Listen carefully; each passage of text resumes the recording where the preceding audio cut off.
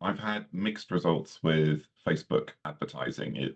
For me, it didn't work until I'd got a series of 3 books because it was the read through that eventually made it profitable. And what they say. And even then, it was sort of hit and miss. But I did a course, Matthew J. Holmes, and he is very good with his Facebook marketing. And more importantly, he updates his course constantly because it's always changing, which is what's so frustrating about marketing because it is a job you have to learn constantly.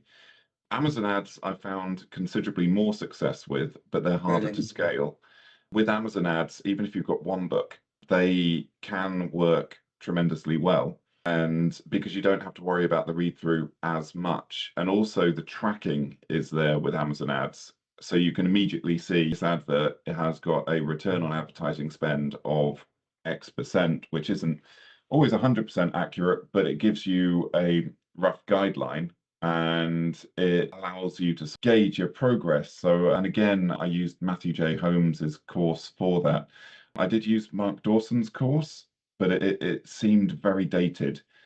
And the marketing space, it changes so frequently that you need these constant updates. And I didn't quite find them, which was unfortunate. As for social media, I'm terrible with social media because I think it's one of those things that if you don't use something, then you're probably not the right person to try and market via it. And I don't use social media very much. I used to use Facebook in the day, but I've never been a tremendous fan of it. And that sort of changed a bit with TikTok.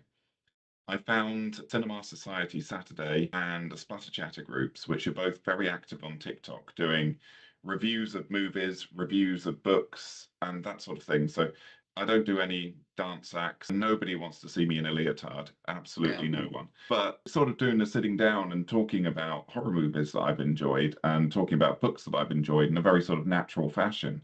Not only does that seem to resonate with the audience, but it's also something that I can do without feeling like I'm out of my comfort zone. Right. So I found that works quite well. And I haven't looked at TikTok yet. It is certainly something that I'm going to look at. yeah, you just got to be careful with TikTok that you keep your personal and professional accounts separate. Not because of anything you might post that will be inappropriate, but because the algorithm trains on what you watch.